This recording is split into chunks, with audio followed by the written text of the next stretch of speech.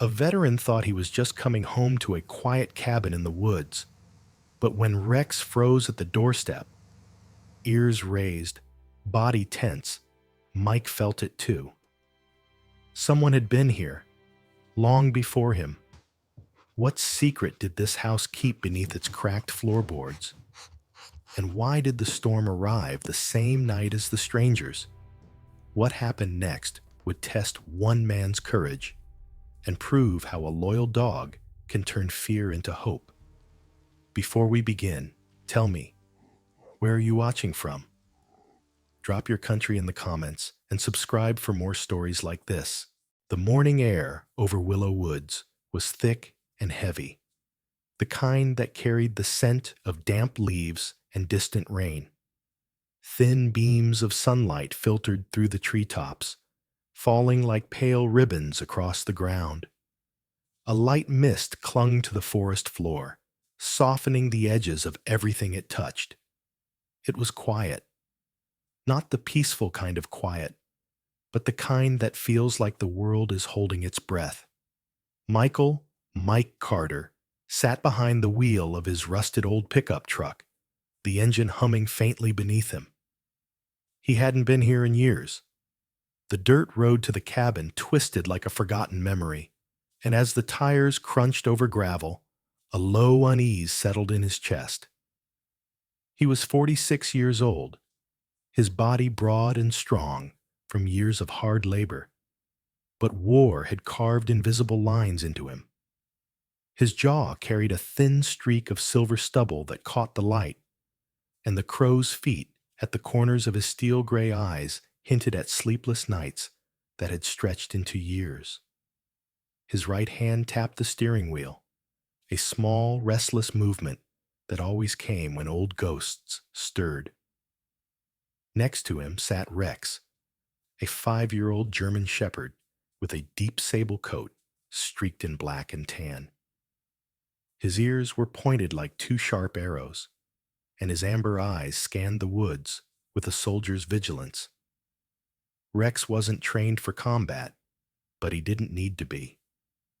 He understood Mike in a way no one else could. When panic clawed its way up Mike's throat in the middle of the night, Rex would press his warm head against his knee until the storm inside quieted. He was more than a dog. He was a living anchor. The road narrowed as the cabin came into view, a slouched silhouette of wood and rust, surrounded by weeds and old pine. The porch sagged at one corner, and the paint had long since peeled away, leaving behind bare planks the color of ash. The windows were clouded with dirt. The roof bowed in the middle like an old man's back. This had once been his father's home. Now, it felt like the shell of something half-remembered. Mike stepped out of the truck. The air pressed against him like damp cloth, thick with the smell of pine needles and wet earth.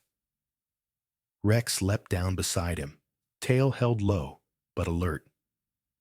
Mike's boots sank slightly into the mud as he walked toward the porch, his breath a little uneven. Memories flickered like broken film reels. His father's rough hands cutting firewood, the sound of a hammer hitting nails, laughter that used to live between these trees. Those were gentler days, before deployments, before the desert heat burned him hollow. As he reached the steps, Rex suddenly stiffened. His ears snapped forward. A soft guttural growl rumbled in his chest. Mike's heart clenched, not out of fear, but instinct. Rex didn't growl unless something was off. Mike scanned the tree line. For a second, he thought he saw a shadow shift behind the trees, but then it was gone.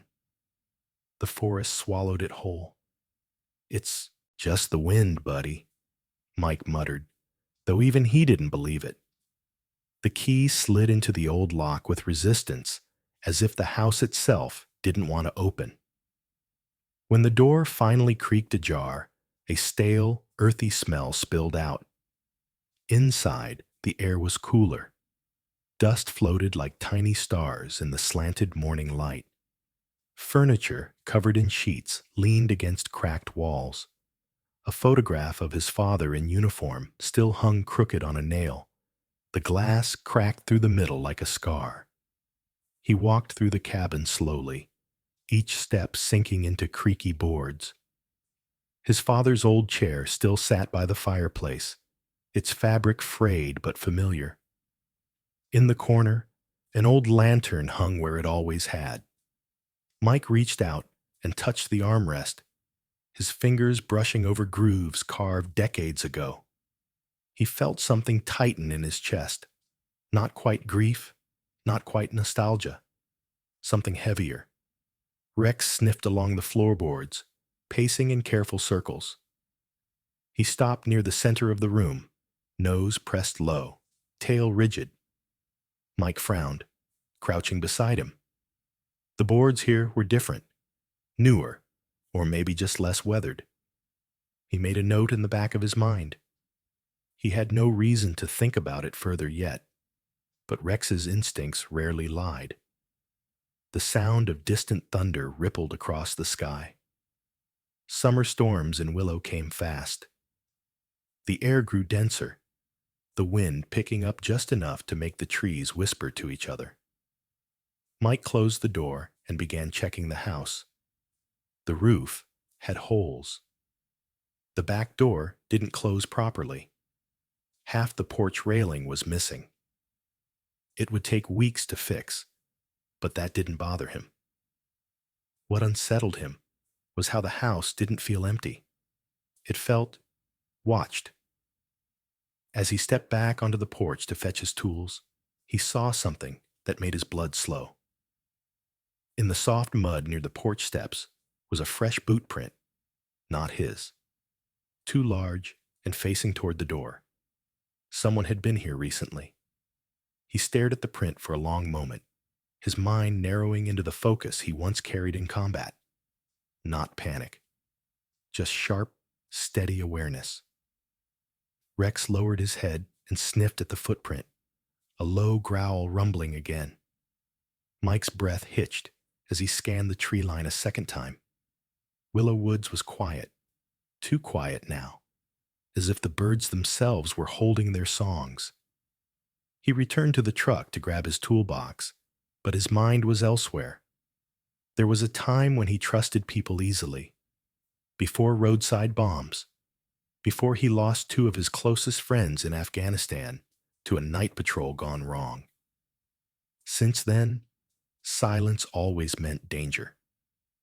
Rex trotted ahead as Mike started pulling off loose planks on the porch, getting to work not just to fix the house, but to stay grounded. Hammering helped. It gave the mind something to cling to. He paused when the thunder rolled again, closer this time. Storms coming fast. Night would fall soon. He filled a kettle with water and lit a small propane stove in the kitchen. The house flickered with a faint orange glow. Rex lay curled near the door, but his ears never fully relaxed. Mike noticed that. He always did. He trusted Rex more than he trusted most people. Sitting in the kitchen, with his hands wrapped around a chipped mug, Mike let himself breathe for the first time since arriving. It was strange. How a place could be both home and stranger at once. The creaks and groans of the cabin were old, familiar sounds, yet tonight they felt different. It wasn't just the weather pressing down. Something had shifted here. He remembered the last letter his father sent him before passing away. "Come back when you're ready to stop running. The house will wait." He hadn't understood those words at the time. He wasn't sure he did now. But he was here. A soft gust of wind brushed past the windows, making them rattle. Rex lifted his head, ears twitching. Mike set down the mug slowly. That sense again. The one he learned to never ignore. He reached for the flashlight hanging by the door and stepped outside. The rain had started, falling lightly through the trees, turning the air thick and cool. He swept the light across the porch, the tree line, the path leading to the old shed. Nothing. But the boot print was still there, and next to it now, faint but new, was another. Rex pressed against his leg. Mike's jaw clenched, a steady calm settling over him. The same calm that came when danger was close. The same calm that had kept him alive more than once. He whispered, "Stay close, boy." The storm was almost here. Inside, the cabin creaked again, but this time it didn't sound like wood shifting. It sounded like footsteps. The morning after the storm's warning felt heavier than the night before. A low gray sky hung over Willow woods, pressing down on the trees like a weighted blanket. The ground was slick with dew and soft mud, and a chorus of insects hummed beneath the hush of the forest. The kind of silence that followed wasn't peaceful. It was cautious, as if the woods themselves knew something was about to happen. Mike Carter stepped out onto the porch with a worn thermos in hand. His broad shoulders ached from a restless night, and the bruised circles beneath his gray eyes told their own story. Sleep hadn't come easy. It rarely did. But last night, it had been worse. Every creak of the house felt amplified, every gust of wind pressing against the walls like a quiet threat. The boot prints near the porch hadn't disappeared overnight. If anything, the rain had sharpened their edges. Someone had been here, and they might come back. Rex was already on alert, his lean, muscular frame standing stiff at the edge of the steps. His ears pricked forward, and his nose moved through the damp air in short, sharp sniffs.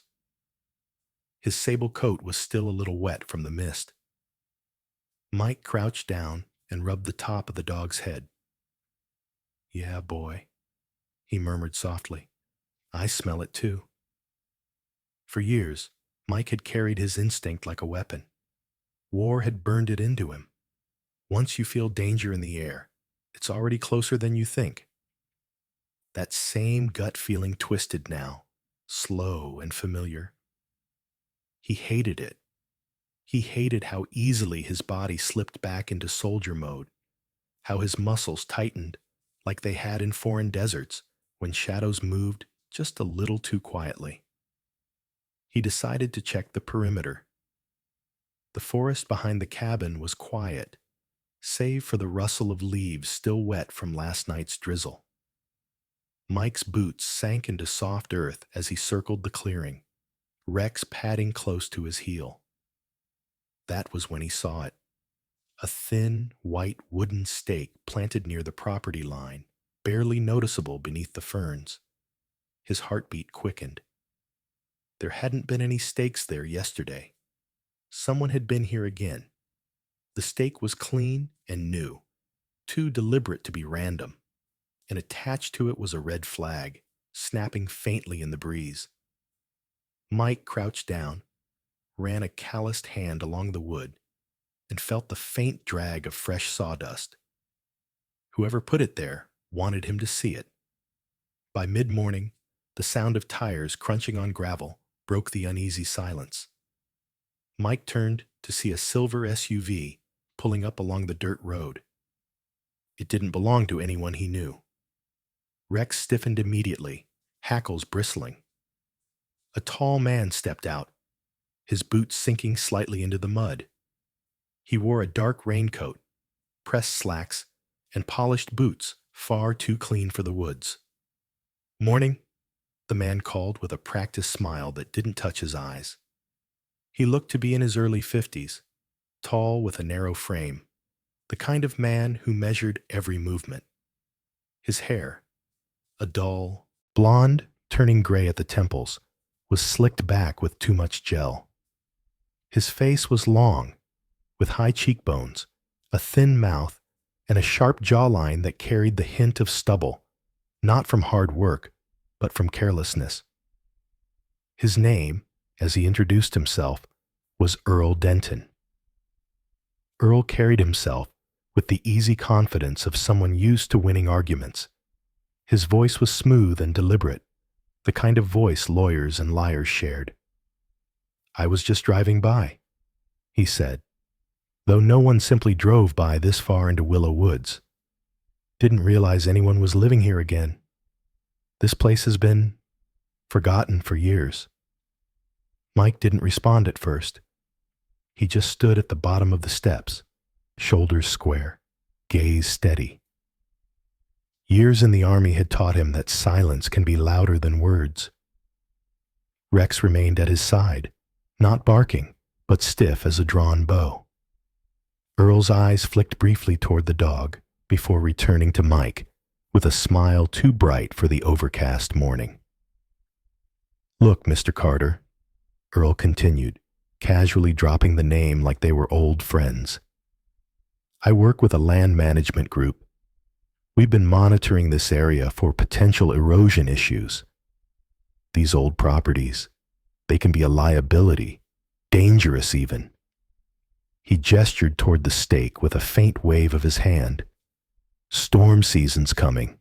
One bad flood, and the whole place could go sliding down into the creek." Mike's jaw tightened. "I'm not interested," he said flatly. Earl tilted his head, the smile thinning, but never fully leaving. "Of course, but I could make you an offer. Cash. Enough to make walking away from this old shack seem like the smart move." Mike's blood warmed. There it was, the real reason for the visit. The house may have been old, but the land had value. "This isn't for sale," he said, voice steady but low.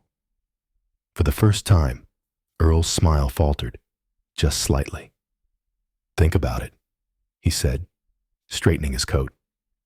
"Storms can be dangerous out here. You'd be better off somewhere safer." Rex let out a low growl. Mike didn't need to look at him. He felt the rumble through the air. Earl's eyes narrowed, not in fear, but in irritation. That alone told Mike plenty about the kind of man standing in front of him. When Earl finally walked back to his SUV, the air seemed to loosen, but only slightly. The vehicle disappeared down the dirt road, but the unease didn't leave with it. Mike walked over to the stake again, gripping it tightly. This wasn't a warning. It was a message. They were coming for the land. By the time the sun dipped lower, the wind began to change. A humid breeze swept through the trees, rattling branches in quick, jittery bursts. The storm was getting closer. Inside, Mike moved through the cabin, checking doors and windows. He found the old axe his father used to keep by the back wall, its handle worn smooth. He placed it near the door, not because he expected a fight, but because instinct demanded it. Rex paced the perimeter, occasionally stopping to sniff along the windowsills. He was alert in a way only animals could be. Mike felt it too. His chest tightened as his mind raced, not with panic, but with sharp calculation. This wasn't the first time someone had tried to push him. In war, it had been bullets. Here, it was greed. But it pressed against him the same way. That night, rain began again, tapping lightly against the old roof. Mike sat in the dim light of a lantern. Rex curled at his feet, but far from relaxed. Outside, something rustled near the tree line, a twig snapping beneath a careless foot. Mike's head snapped up, every sense on edge. He reached for the flashlight, easing silently toward the porch. The beam cut through the darkness, catching nothing but wet leaves and shadows. Yet the feeling remained. Something, or someone, was out there. Watching, waiting. Mike didn't sleep that night. Neither did Rex. The morning sky above Willow Woods was overcast, thick with gray clouds that threatened more rain. The air carried a damp chill that clung to the skin, and the forest floor was still slick from the drizzle the night before. A faint wind rustled the tops of the trees, sending droplets cascading down like soft whispers. The house stood quiet, but to Mike Carter, silence no longer meant safety. It meant someone, or something, was listening. Mike sat at the edge of the porch, hands wrapped loosely around a mug of bitter black coffee. He hadn't slept properly in days. His shoulders felt heavier with each passing hour, and a dull ache pressed behind his eyes. There were too many signs now to ignore. The boot prints, the red marker stake, and last night's rustling in the dark. He had spent years learning how to read warning signs on patrols in foreign deserts. Those instincts were awake again, sharp and unwelcome. Rex trotted out of the house, his wet paws patting softly against the wood. The 5-year-old German shepherd stretched, then began pacing the perimeter like a sentry on duty. His ears twitched toward the woods, his amber eyes alert. Mike trusted that dog more than anything.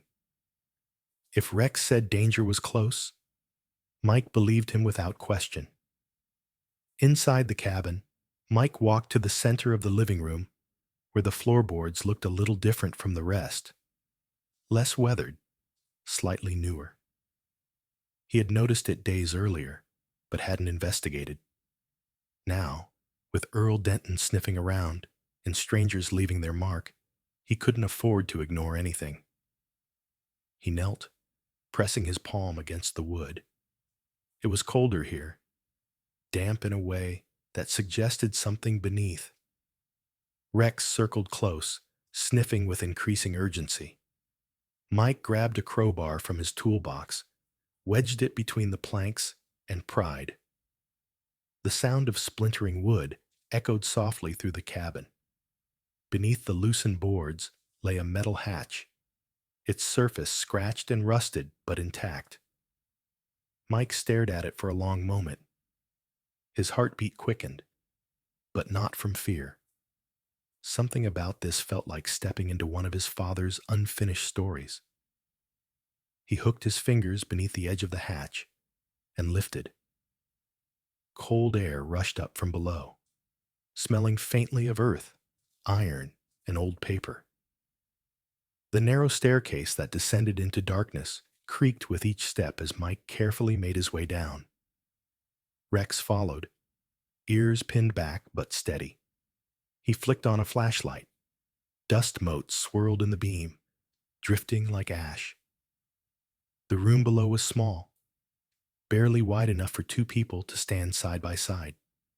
A wooden shelf leaned against the back wall, its planks warped by time. On top of it sat 2 oil lamps, a few empty tin cans, and what looked like an old military rucksack. A steel safe sat buried beneath a layer of tarp in the corner. Its handle was stiff, but when Mike turned it, the door groaned open like a voice waking from a long sleep.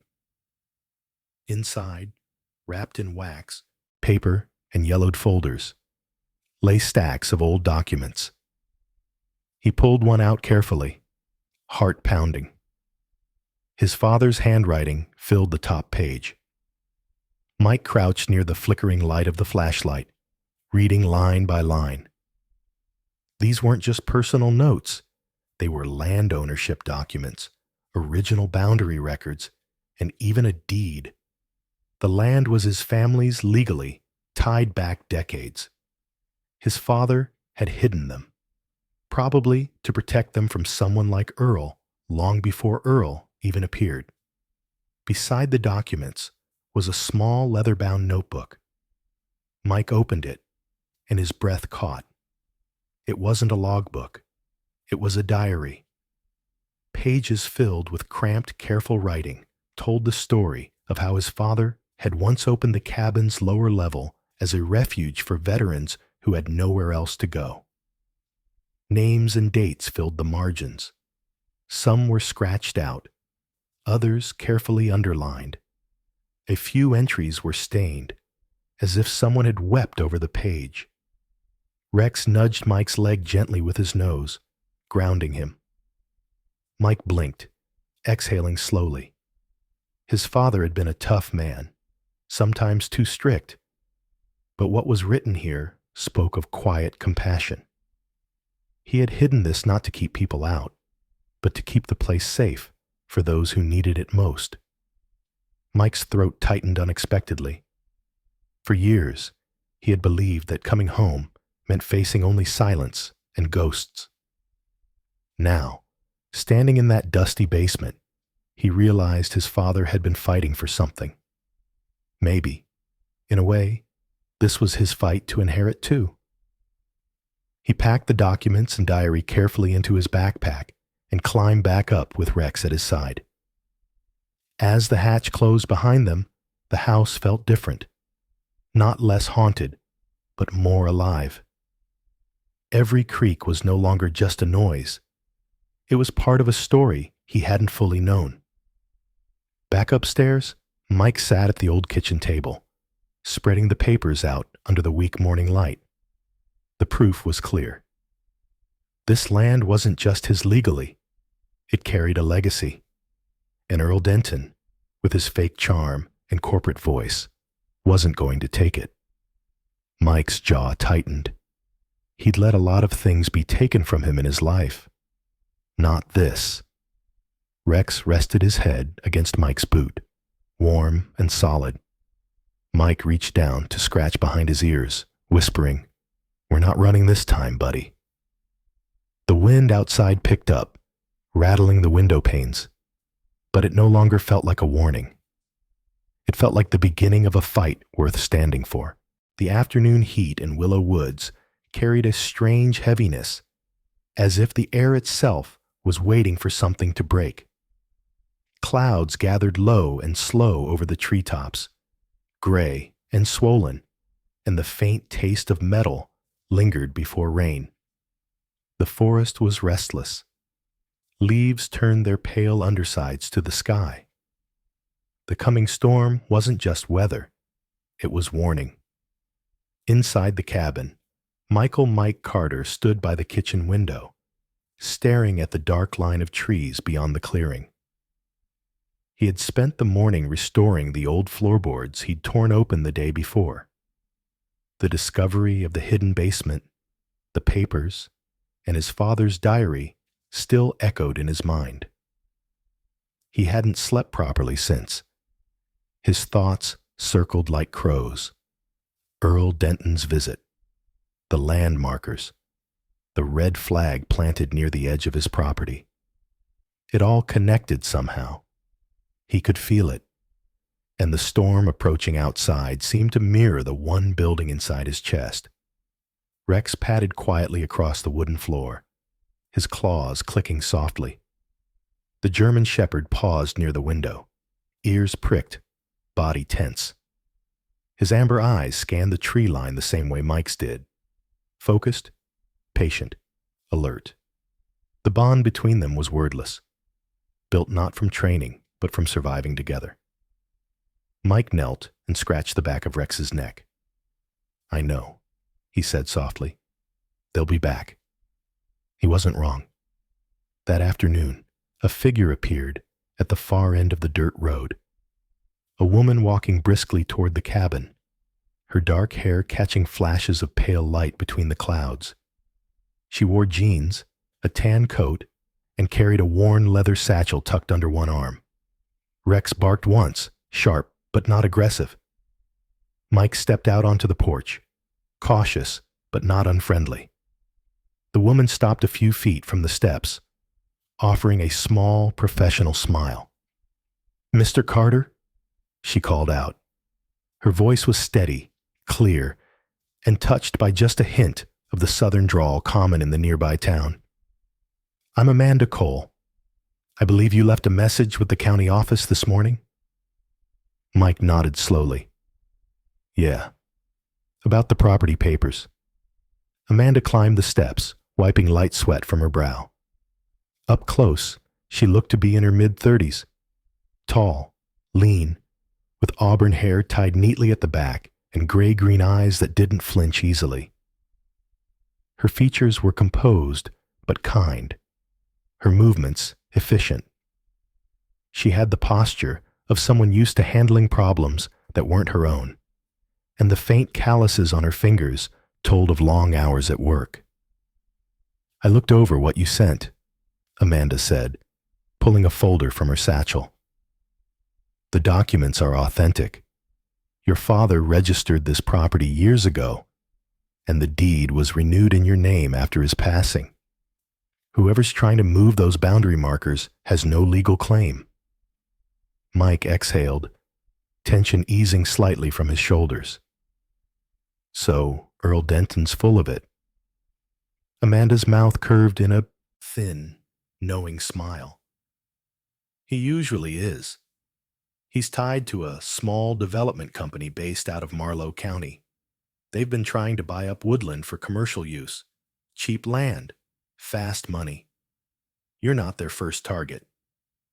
Mike's grip on the porch railing tightened. "He said the area was unsafe, that I should sell before the storms." Amanda raised an eyebrow. "Fear sells better than logic, Mr. Carter. But you're protected by law, at least on paper."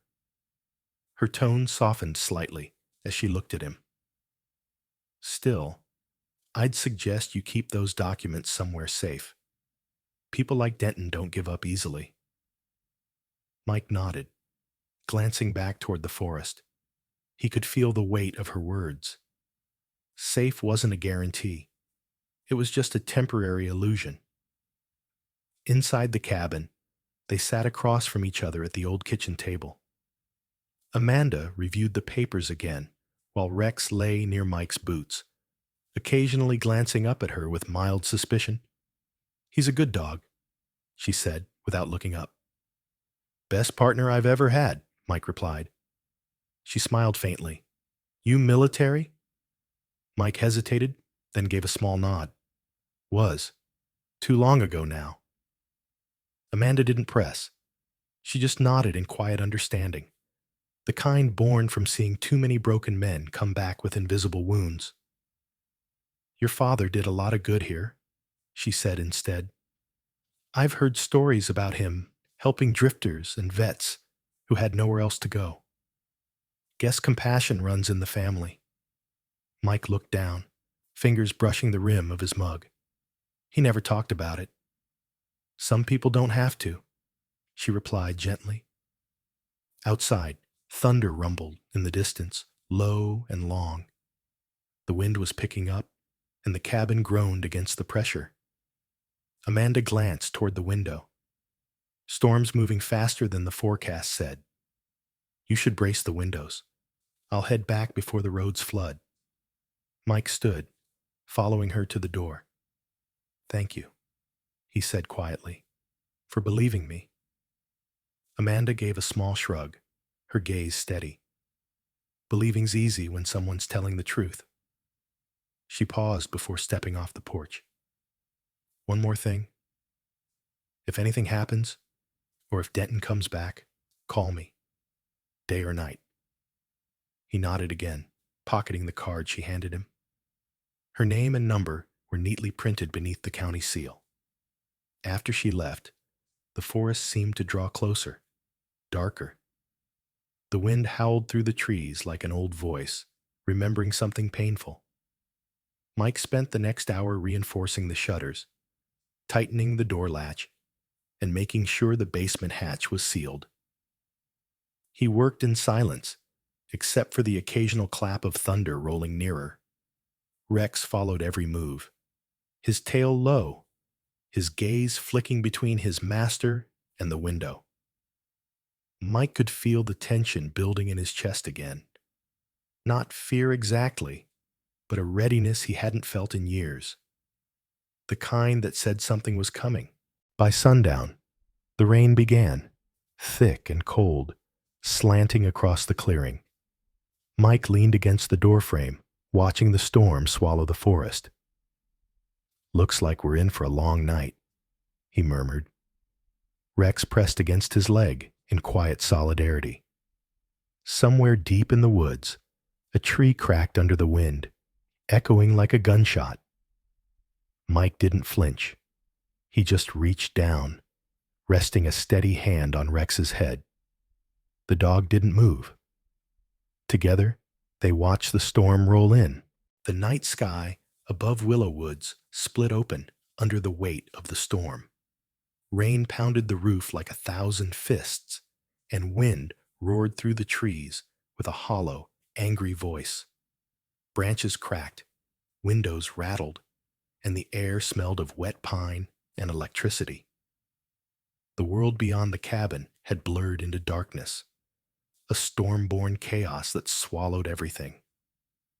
Inside the cabin, Mike Carter moved like a man on alert, not panicked, but razor-focused.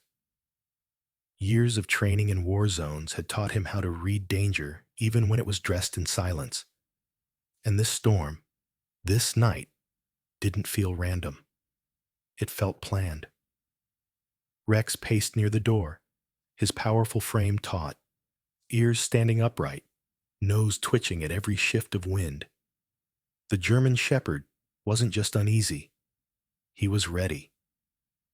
Mike glanced once more at the lantern flickering on the kitchen table. He had already shut off the breaker earlier to avoid shorts in the old wiring. Every board in the house creaked louder tonight. The shadows inside seemed heavier, as if the storm outside was pressing against the walls, trying to get in. Then just past the sound of the rain came something else, a sharp click, a deliberate one. Not thunder, not wind, metal on wood. Rex's growl cut through the cabin like a warning bell. Mike grabbed the flashlight from the shelf and moved toward the front door, his heart beating steady but fast, the way it used to before ambushes. He turned off the lantern, plunging the house into near darkness, leaving only the thin, yellow beam of the flashlight to carve through the shadows. Through the rain-smeared window, he saw them. 3 men, half hidden beneath black raincoats, boots sinking into the mud, flashlights in hand. The storm had given them cover. One of them was Earl Denton. Even under the hood, Mike recognized his narrow frame and the way his jaw jutted slightly forward when he was trying to look calm. But tonight, Earl wasn't playing the smooth-talking businessman. Tonight, his face was hard, his eyes sharp with intent. The other 2 were unfamiliar but carried the same air, a kind of cheap toughness, like men who thought intimidation was the same as strength. One was broad-shouldered with a buzz cut and a crooked nose that suggested old bar fights. The other was lean, taller, with a pockmarked jaw and a mean, hungry look in his eyes. Their boots sloshed through the mud as they surrounded the porch. Mike's jaw clenched, a cold, clean resolve settling over him. He wasn't afraid, not in the way most men might be. But he knew this was real. No more veiled threats, no more markers. This was the moment everything turned. Earl banged on the door with the side of his flashlight, voice raised above the storm. "Carter, this doesn't have to get ugly. Hand over the papers, and we walk away. You get to keep your dog, your life, everything." Mike didn't answer. Rex stood stiff beside him, the low rumble in his chest matching the rhythm of the storm outside. Earl hit the door again, harder this time. "You think this place is worth your neck? Don't be stupid, soldier." The last word wasn't an accident. Earl had done his homework. He wanted a reaction. But Mike had been called worse, by worse men. His breathing slowed. His mind steadied into that space between fear and focus, the one he had lived in for years overseas. The taller thug moved to the side of the house. Mike heard boots scraping against wet wood, someone trying to find another way in. The other man stayed on the porch, shifting his grip on something hidden beneath his jacket. Mike didn't need to see it to know it was a weapon. Rex turned his head sharply toward the sound near the back window. Mike whispered, "Stay close," then slipped quietly toward the hatch in the living room floor. The storm roared outside, covering their movement. He opened the metal lid and gestured. Rex, well trained and steady, slid into the basement first without a sound. Mike followed, lowering the hatch behind them. Down below, the air was cold and damp. The flashlight beam danced over the old walls. Mike's breath came slow, controlled. Above them, footsteps thudded against the floor. Voices cursed in the dark. They were inside now. Earl's voice rose, closer. "Where are you hiding, Carter? This doesn't end well for you." Mike crouched in the shadows, Rex at his side, the dogs breathing silent and controlled. There was a small gap in the hatch, just enough for Mike to watch as the intruders searched the house. They were clumsy in their confidence, kicking doors open, knocking over chairs, stomping through rooms like they already owned the place. But they didn't know this house. Mike did. He reached for the small radio in his pocket, a lifeline Amanda had insisted he keep for emergencies. His thumb pressed the button, and through static, a calm voice answered. The sheriff's office. Mike spoke low, precise, giving the address and situation. The waiting was the hardest part. The rain battered the roof. The men upstairs grew impatient. One shouted something about tearing up the floor. Earl barked orders. And all the while, Mike's heart beat slow and steady. Rex didn't make a sound, but his muscles quivered, coiled like a spring. Then came the distant wail of sirens. Earl froze, flashlight jerking toward the window. Shit. Outside, red and blue lights slashed through the storm. Tires tore through mud. Voices barked commands through megaphones. The intruders scrambled. The tall man tried to bolt out the back, but was greeted by deputies in raincoats and raised flashlights. The broad-shouldered one stumbled toward the porch, slipping in the mud, tackled before he made it 10 feet. Earl was the last one standing inside the cabin.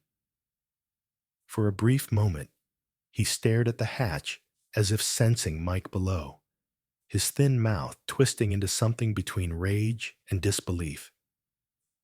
Then he raised his hands when the sheriff's voice thundered from the door. Mike finally exhaled, pressing a steady hand against Rex's neck. "Good boy," he whispered.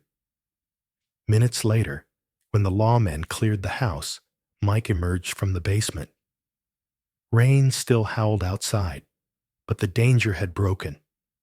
Earl and his men were being shoved into patrol cars, their raincoats plastered to their faces, their arrogance stripped away by the flashing lights. Sheriff Dalton, a broad, graying man with a weathered face, stepped forward. His uniform was soaked through, his boots covered in mud. He had known Mike since boyhood.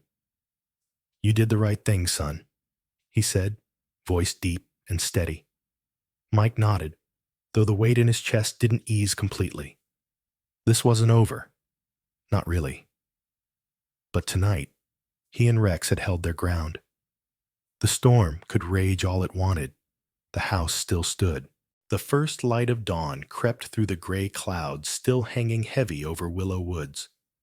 The storm had passed, leaving behind the smell of wet pine, scorched earth, and quiet.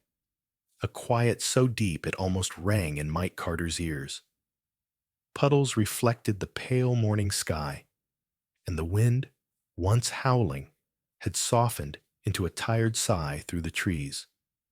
The forest was scarred, but standing, just like him. Mike stood on the porch of the cabin, wrapped in his worn flannel shirt, watching the deputies load Earl Denton's men into the last patrol car. His boots sank slightly into the wet wood, and the distant chirping of early birds made the silence feel heavier, not lighter. His face was pale from the sleepless night, the storm's adrenaline still lingering in his bloodstream, like smoke after fire. Rex sat pressed against his leg, tail still, but ears alert, as if the dog refused to fully relax until the last threat was gone. Sheriff Dalton walked toward him, his broad shoulders outlined against the dim morning. His soaked uniform clung to his frame, and the lines on his weathered face looked deeper than usual. He stopped at the steps, one hand resting on his belt. "Storm's over," Dalton said quietly, though both men knew he wasn't just talking about the weather. Mike gave a small nod, his jaw tightening. "For now." The sheriff exhaled slowly, almost like an old bear after a long fight. "Earl's in custody. He'll be facing trespassing, attempted assault, maybe conspiracy. His lawyers will make noise, but I doubt they'll get him out easy." Mike leaned against the railing, the wet wood cold against his arms. "People like Earl always find a way back." Dalton tilted his head, a hint of understanding in his eyes. "Yeah, but this time, he picked the wrong man to corner." Inside the house, the kitchen smelled faintly of burnt lantern oil and damp earth from the basement hatch. Mike followed Dalton in, Rex padding silently at his side. It looked almost the same as it had the night before, chairs askew, muddy boot prints on the floor. But now, the air felt different. The danger had passed, but the weight of everything lingered in the walls like smoke. Amanda Cole arrived a short while later, pulling up in a muddy pickup truck. Her auburn hair was tied back in a practical knot, strands sticking slightly from the damp air. She stepped out wearing a rain jacket over a crisp white shirt, jeans tucked into boots. Her sharp gray-green eyes scanned the clearing, then softened slightly when they found Mike. "You look like hell," she said bluntly, climbing the porch steps. "Feels about right," Mike answered, managing the ghost of a smile. Inside, Amanda spread out folders and forms on the table, her movements efficient but careful. She had that kind of presence, calm but firm, the kind that had steadied countless frightened clients before him. She gestured for Mike to sit, then glanced at Dalton, who leaned against the wall, like an old sentinel. "The sheriff briefed me. Earl's arrest is solid, but this isn't over yet. His people might push civil claims to stall things out. You'll need to be ready." Mike rubbed his hands together, feeling the roughness of his palms. "I'm tired of fighting, but I'm not walking away." Amanda nodded slowly. "Good, because there's something else. We've traced the land title trail back to your father's original deed. Earl's development company forged several documents years ago. That means not only are you the legal owner, but they could face serious charges if they press further." Mike's eyes narrowed slightly. "So this land's safe?" "It's safer than it's been in a long time," she replied. "But you still need to decide what happens next. You can rebuild here, or you can turn it into something bigger. Either way, you've got the law on your side now."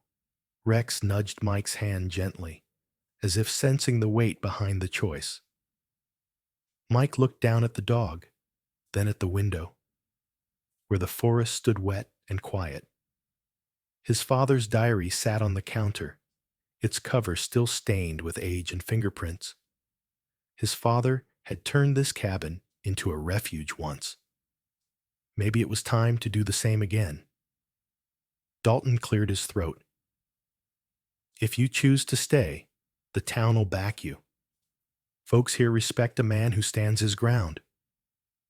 Mike thought of the soldiers who had passed through this house years ago, of the men who came home broken like he had, of the quiet nights filled with ghosts. "Maybe," he said softly, It's time this place became more than a house again. Amanda leaned forward slightly, reading the resolve in his eyes. Then we start the paperwork to make it official. A foundation. No one's taking it from you again. The idea settled deep in Mike's chest, steady and heavy, but not like a burden, like roots. Rex rested his chin on Mike's knee, warm and steady, a reminder that he wasn't facing this future alone. Outside, the sun began to break through the thinning clouds, turning the edges of the forest gold. It wasn't bright yet, but it was enough. When the last echoes of the storm faded and sunlight slowly spilled across Willow Woods, what remained wasn't just a cabin and a scarred forest. It was a man who had once stood alone, now standing with a purpose. Michael Mike Carter, a tired veteran, scarred by war and loss, had found more than land beneath his feet. He had found a reason to keep going. Rex, the loyal dog who never once faltered, had become more than a companion. He was a guardian, a bridge between a broken past and a rebuilt future. And around that cabin, a quiet truth had taken root. Real strength isn't in what we own, but in what we choose to protect and share. In a world that often forgets the quiet battles people fight, Mike's story is a reminder that community still matters. Faith still matters. And even when storms come crashing down, hope has a way of surviving if someone is willing to stand. Sometimes, God's miracles don't arrive with lightning or angels. Sometimes, they appear in the form of a loyal dog, a small house in the woods, or a helping hand when the night feels longest. If you're facing your own storm, remember, you are not alone. Stand firm. Trust the path. God can turn even the darkest nights into dawn. If this story touched your heart, leave a comment, share it with someone who needs hope, and subscribe for more stories of courage, faith, and second chances. May God bless you and your family with peace, protection, and light on every path ahead.